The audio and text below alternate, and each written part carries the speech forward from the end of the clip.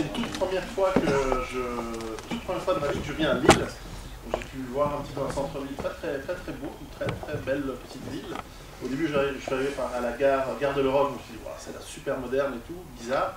Et en fait, non, il y a quand même une belle vieille ville. Je préfère plutôt les parties anciennes des villes que les nouvelles. Donc merci de m'accueillir. Effectivement, je suis suisse, je viens de Genève. J'ai des origines italiennes, vous allez comprendre en regardant un petit peu mes présentations, vous verrez. Et puis, je voulais savoir, est-ce que pour le son, ça va? Est-ce que vous m'entendez? Oui. Ça marche? Très bien. Alors, je pense que je vais faire plutôt 1h30 de présentation et ensuite, je sais pas, autant que vous voulez pour les questions-réponses. Alors, pour commencer, parce qu'on va avoir un sujet dense, il nous faut de l'énergie, je vais vous demander de faire un petit exercice. Je vais déjà vous faire travailler. Alors, je vais vous demander, s'il vous plaît, de vous lever. Alors, on ne va pas faire des gestes, mais je vais vous poser des questions. Alors, la première question est la suivante. Parmi vous, ici, si vous vous faites agresser un jour, est-ce que vous pensez être capable de vous défendre? Ceux qui pensent pouvoir se défendre restent debout. Ceux qui pensent ne pas pouvoir se défendre, asseyez-vous. Voilà. Non, vous savez qu'ils sont des deuxième question. Qui ici a un petit potager ou a en tout cas des stocks de 3 mois de nourriture chez lui?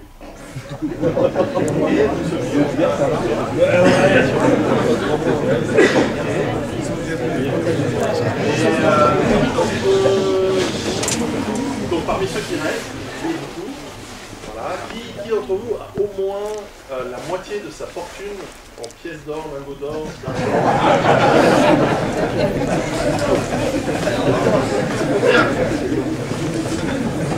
donc il reste debout. Une personne.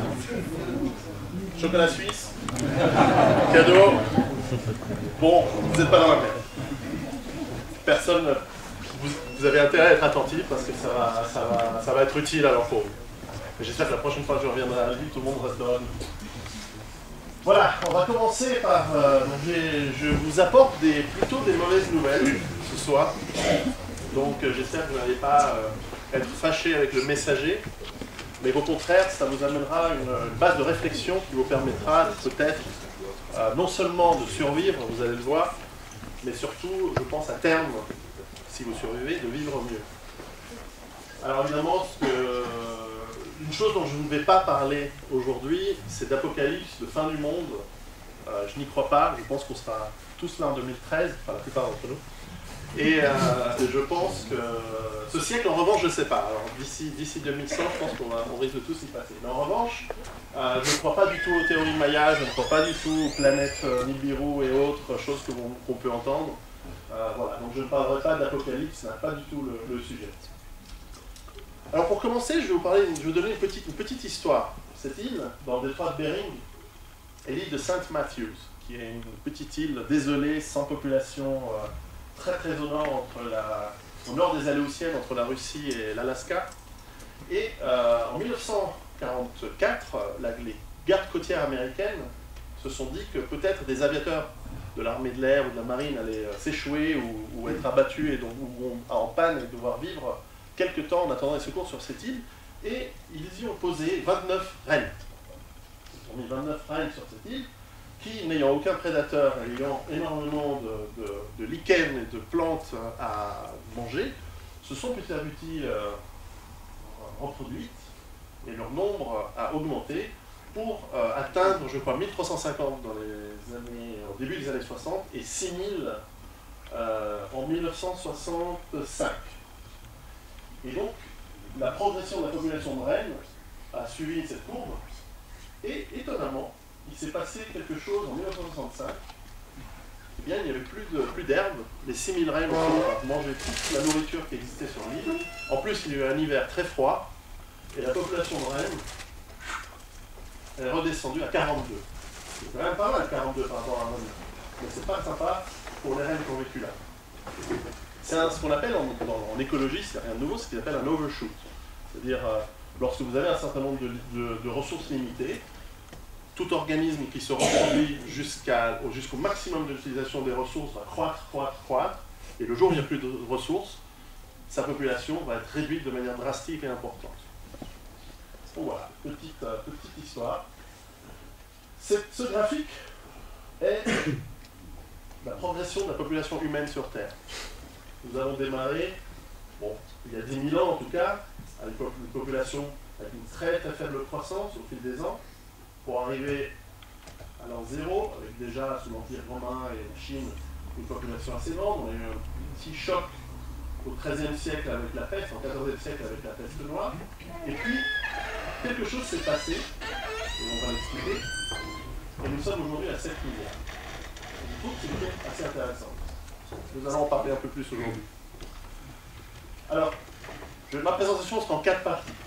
D'abord, les risques et les impacts, quel va être l'effondrement potentiel et ces différents scénarios, et comment est-ce qu'on va survivre. Alors pour bien comprendre comment fonctionne l'être humain, l'économie et même la biologie, il faut bien comprendre la différence entre une croissance linéaire et une croissance exponentielle. Alors, je sais que ça vous fait un peu cauchemar de retourner dans vos cours de maths du lycée, mais bon, c'est pourtant important. Une courbe linéaire, c'est une croissance où les unités, en fonction des unités de temps qui s'ajoutent, sont constantes. 1, 2, 3, 4, 5, 6. Jusque-là, c'est facile. En revanche, une croissance exponentielle ou géométrique, c'est lorsque le taux de croissance est constant, et donc les unités qui s'ajoutent en chaque unité de temps augmentent. 1, 2, 4, 8, 16, 32, 64, 100, etc. Très simple à comprendre, et là j'ai pris un exemple d'un taux de croissance de 100 qui double à chaque temps t. La vraie importance de la différence, c'est que au début, la différence n'est pas très grande. Mais plus on avance dans le temps, plus la différence entre une croissance géométrique exponentielle ou une croissance linéaire est grande. Et effectivement, quand on avance beaucoup dans le temps, on se rend compte, que cette croissance a une forme de tige de hockey. Et donc on revient à cette croissance de la population humaine qui suit une croissance exponentielle. Ok, c'est fini pour les maths pour ce soir, mais je voulais simplement bien faire comprendre que vous allez voir, la croissance exponentielle se trouve partout dans le monde économique, dans le monde biologique, et c'est quelque chose qui est très difficile à comprendre pour le cerveau humain, parce que dans nos vies, nous vivons essentiellement de manière linéaire. Nous ne sommes pas habitués à l'exponentiel. Le deuxième élément important de l'exponentiel, nous le verrons tout à l'heure, c'est que les choses s'accélèrent. Et que souvent, lorsqu'on se rend compte des problèmes, c'est beaucoup trop tard.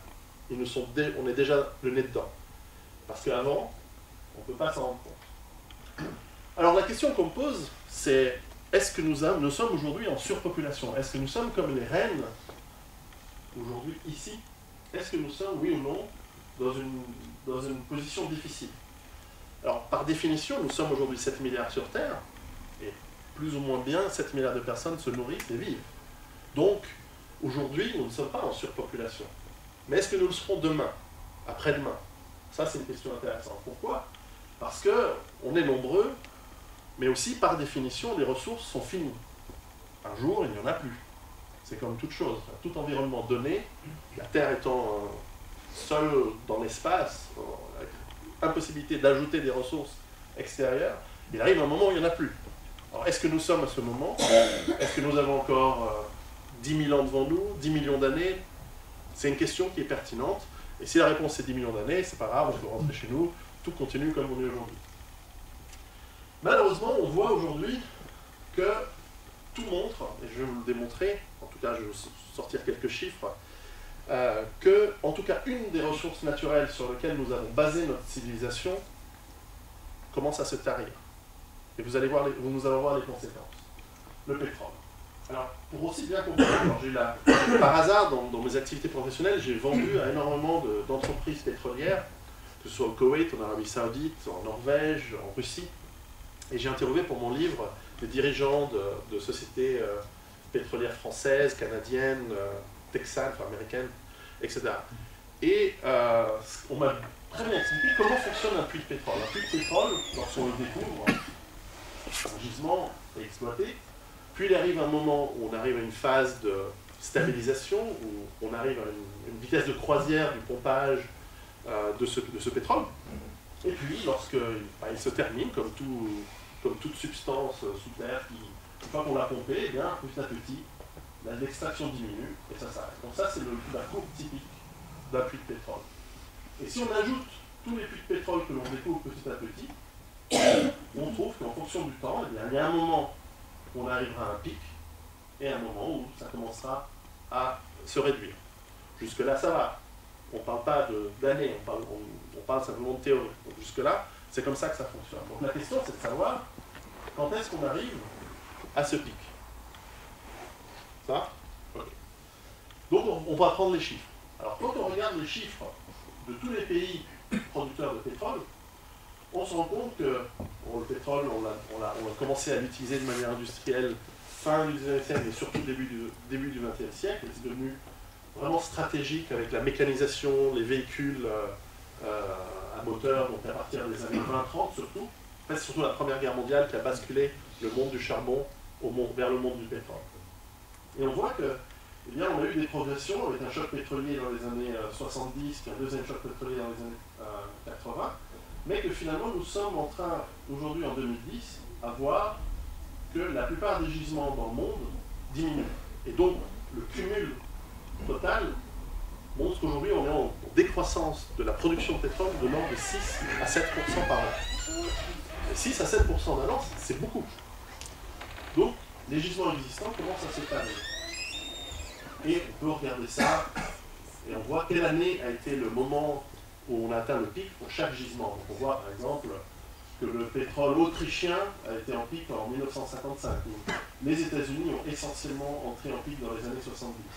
Et d'ailleurs, c'est très intéressant lorsqu'on se rend compte que les États-Unis ont atteint leur pic de pétrole en 1971, année de ma naissance, qui n'a rien à voir avec le fait que c'est aussi en 1971 où ils ont quitté le standard or et où Nixon a complètement changé la politique américaine par rapport au Moyen-Orient.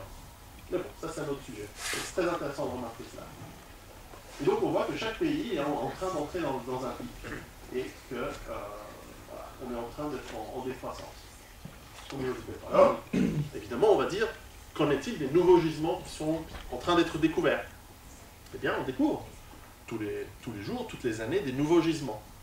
Mais on se rend compte que les nouveaux gisements sont de moins en moins fournis en pétrole, sont de moins en moins remplis, sont de plus en plus petits, et qu'on extrapole, voilà, qu'aujourd'hui, en 2010, les nouvelles découvertes sont de plus en plus faibles. Donc on a aussi touché un pic des découvertes dans les années 60. Alors, ça c'est un graphique qui, étonnamment, devrait être dans la première page des journaux partout dans le monde, tout le temps, parce que c'est fondamental aujourd'hui.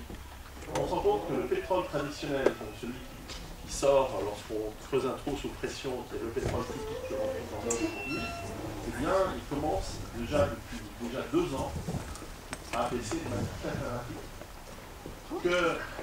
Qu'on a des gisements que l'on connaît mais qui doivent encore être développés, mais qui sont faibles, on l'a vu.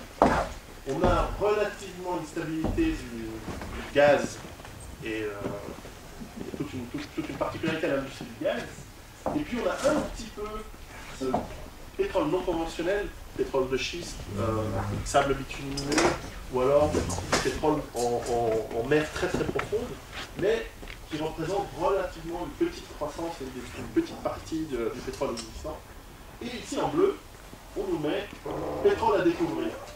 Mais en réalité, on devrait enlever cette partie bleue et on verrait que même le métal est en fait en train de décroître très fortement.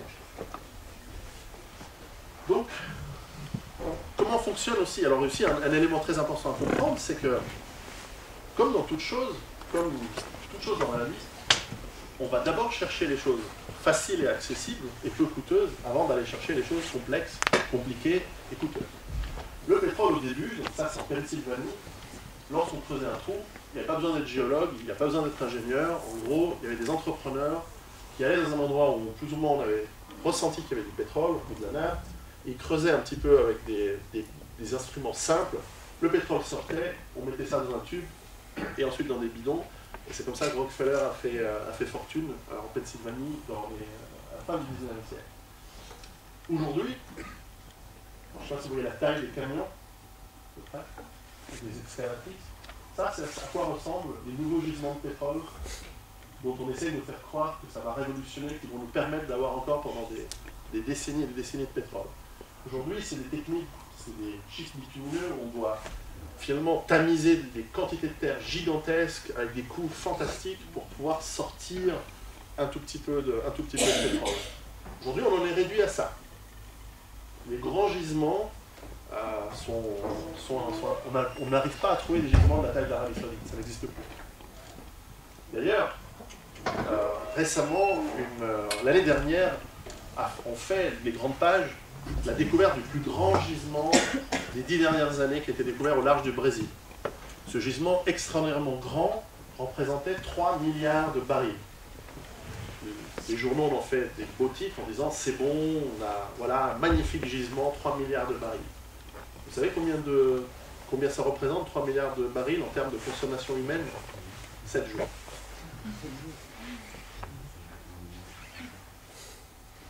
Peut-être en France, mais je crois que dans le monde c'est 380 000 millions de barils par jour. C'est gigantesque. La consommation de pétrole est très très grande. Donc le plus gros gisement qu'on a trouvé dans les 10 dernières années nous donne 7 jours de plus. Bon, il y a beaucoup de gisements tout petits, mais on arrive à la raréfaction. Mais surtout, et ça c'est fondamental pour comprendre comment une ressource se tarit, c'est que au début, on va justement sur ce qui est facile. Donc on creuse un trou, on va en Arabie Saoudite, en Pennsylvanie, au Texas, dans la Caspienne. L'Iran a encore du pétrole facile à attraper, comme par hasard. Ça ne coûte pas très cher. Donc le rendement énergétique, il est bon, c'est-à-dire que vous avez besoin, je sais pas, si vous utilisez un baril de pétrole en termes énergétiques pour faire fonctionner vos foreuses, fonctionner vos camions, transporter le pétrole, pour ce coût énergétique, vous allez en ressortir 30 ou 40 barils. Ça, c'est très rentable. Ça veut dire qu'avec des coûts très faibles, vous allez vraiment vous faire des rendements très forts. Avec le temps, on doit aller sur des gisements de plus en plus compliqués, utiliser des technologies de plus en plus complexes, aller de plus en plus loin, utiliser de plus en plus de technologies coûteuses. Et on arrive à un moment où ce rendement commence à baisser aussi de manière exponentielle. Parce qu'aujourd'hui, on est à peu près dans le monde aujourd'hui à un baril de pétrole nécessaire en termes d'énergie pour sortir, pour en sortir 3. C'est juste. 1 à 3. Donc, qu'est-ce que ça veut dire en termes énergétiques? Et ça, c'est quelque chose que les économistes ne comprennent pas. Les économistes disent, avec la raréfaction, les prix vont augmenter, donc, loi économique, il sera plus rentable, il sera beaucoup plus rentable d'aller chercher du pétrole qui est cher et loin. Et oui, mais non, mais ça ne marche pas comme ça. L'argent est une abstraction. La réalité, c'est l'énergie. Et lorsque vous aurez besoin d'un baril de pétrole pour sortir un baril de pétrole, même à 1 million de dollars ou d'euros le baril, vous n'allez plus le faire. C'est fini. À moins d'avoir tout d'un coup des technologies qui vous permettent de... Mais de toute façon, nous sommes à des moments de raréfaction très, très forts. Donc ça, c'est important à comprendre. Et d'ailleurs, c'est quelque chose qui s'applique à toutes les énergies et à toutes les ressources. On va le voir. On a tous vu la catastrophe il y a 2 ans de Deepwater Horizon dans le golfe du Mexique, où cette plateforme creusait de manière très très profonde, de manière très très coûteuse. D'ailleurs, ils rabotaient les coûts pour pouvoir être plus rentable, et c'est pour ça qu'il y a eu un accident. Du pétrole extrêmement profond au fond de la mer, et ont eu un accident, etc. Là aussi, je crois que c'était un gisement qui suffisait pour 24 heures de la consommation humaine. Donc on est prêt à prendre ce genre de risque et ce genre de coût parce que aujourd'hui, les entreprises pétrolières, elles sont désespérées, elles ne savent plus où trouver du pétrole. Et ça explique beaucoup de choses, vous allez voir. La consommation, la croissance de la consommation de pétrole dans le monde est très très forte et bien sûr encore plus forte dans les pays émergents. Inde, plus 164, Chine, plus 100%. Donc ça, c'est entre 2004 et ce qui est fait en 2030. Donc, non seulement avec la consommation actuelle, on arrive vers des pénuries, mais les économies en forte croissance sont extrêmement gourmandes et en veulent de plus en plus. Donc il va y avoir la demande s'accroît. Même en 2008, où avec la crise, en fait c'est en 2009, la production industrielle dans le monde a baissé de 20%, la consommation de pétrole n'a baissé que de 1,8%, je crois, si je me souviens bien. Parce que c'est très inélastique, on en a besoin. C'est pas parce que l'économie va mal qu'on n'utilise plus notre voiture. A priori, on continue à l'utiliser. Les transports en dépend, etc. Voilà. L'autre, un des effets de cette pénurie, en fait, il y a deux effets fondamentaux qui vont arriver pendant une pénurie. Le premier, c'est évidemment une explosion du coût. Lorsque tout le monde sera au courant que nous arrivons vers des années de pénurie, et on parle de 5 à 10 ans, on ne parle pas de dans 20 ans, c'est maintenant que c'est en train de se faire, on va avoir des explosions des cours qui vont être brutales. Ça ne va pas se faire plus progressivement, etc. Alors il y a d'autres facteurs qui peuvent influencer cela, mais l'augmentation de prix va être phénoménale et très rapide. Ça, c'est un premier facteur.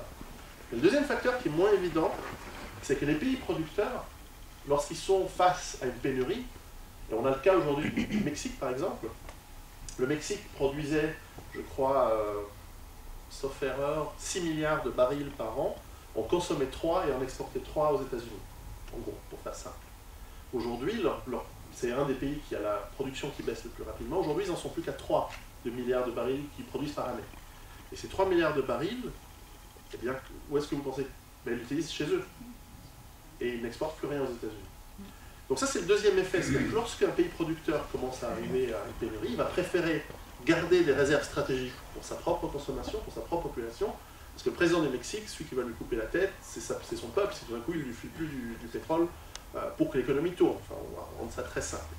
Et à la limite, on craint plus son propre peuple que l'invasion du pays voisin. Encore qu'au Mexique, les États-Unis l'ont envahi 2 ou 3 fois. Mais voilà le problème, c'est qu'on se rend compte aussi que lorsqu'on a des pénuries de pétrole, une des conséquences... Alors là, j'ai un petit problème. J'espère que ça ne sera pas le cas tout à l'heure. Là, j'avais une belle image qui visiblement ne marche pas. Bon, j'espère que ce sera ma seule. Bref, il risque d'y avoir des guerres. Donc là, j'ai une image des avions américains qui survolent les puits de pétrole du Koweït. Mais bon, voilà. Elle n'est pas là. Voilà, alors, le problème, c'est que ce n'est pas que le pétrole. Le problème, c'est qu'on sent par la progression de la croissance de la consommation humaine, et c'est évidemment lié à la population, plus on est nombreux, plus on a envie de consommer, enfin, plus on est nombreux, plus on consomme, et plus nous avons envie de consommer plus cette consommation croît. C'est comme ça, c'est logique. Et aujourd'hui, l'Indien, il a envie de vivre comme un Chinois, le Chinois, il a envie de vivre peut-être comme un Européen, voire un Américain, et l'Américain, il veut juste vivre encore plus avec une grande consommation de produits et de biens, etc. Ces produits et ces biens nécessitent bien sûr du pétrole, mais aussi des matières pour les fabriquer, etc. Et là aussi, on voit que les énergies en général, elles sont en train d'arriver à un pic. Et ça, j'ai expliqué tout à l'heure, lorsqu'on a une progression exponentielle, si on prend par exemple une limite de ressources maximale, allez, on va prendre un numéro, un chiffre au hasard, 100 000, si on commence à 1 et qu'on a une progression exponentielle, il faut un très long nombre d'unités de temps, par exemple 115, 120, pour arriver à la moitié des ressources. Mais ensuite, puisqu'on est dans une progression géométrique, donc exponentielle, le temps qu'il faut pour utiliser la deuxième moitié est très faible. Donc c'est pour ça que je tenais à faire un petit cours de maths, mais c'est que cette utilisation exponentielle, on s'en rend compte que très tard. Et quand on arrive à la limite, quand on arrive à la fin, c'est la fin.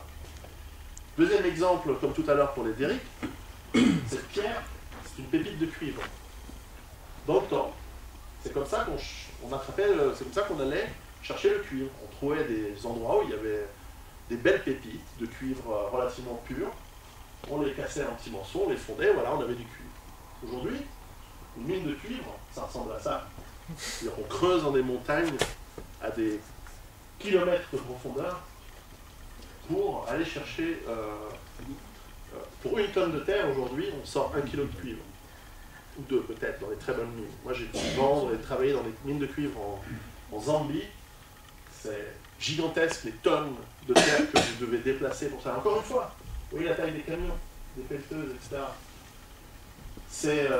C'est gigantesque, l'effort énergétique qui est nécessaire pour obtenir les ressources dont nous avons besoin. Ou qu'on croit avoir besoin en tout cas. Alors qu'est-ce qu'on voit? On voit que ça c'est encore... que toutes les ressources, elles sont en train de monter. On voit le charbon, commence à atteindre le pic vers 2020, le fer vers 2025, Le cuivre, on l'a déjà passé depuis longtemps, donc on est... ah non, le cuivre, c'est en ce moment, en 2010, 2015. Le zinc, pareil. Le plomb, le nickel, tungstène, manganèse, bauxite, donc pour faire l'aluminium. Phosphate, très important pour les engrais. Là, on est en... Ceux qui ont travaillé au Maroc, peut-être, savent à quel point ça baisse. Cadmium, très important pour les panneaux solaires. On a passé le pic. Lithium, peut-être un peu plus tard. On pense que ça va être vers 2050. Donc ça, c'est bien pour les batteries. L'uranium, un petit peu plus longtemps. On en a encore pour du temps. Et en général, les gaz naturels aussi, on pense qu'on atteindra le pic vers 2020. Donc c'est vraiment toute une série de ressources qui sont en train de se tarir et de manière exponentielle de plus en plus rapidement.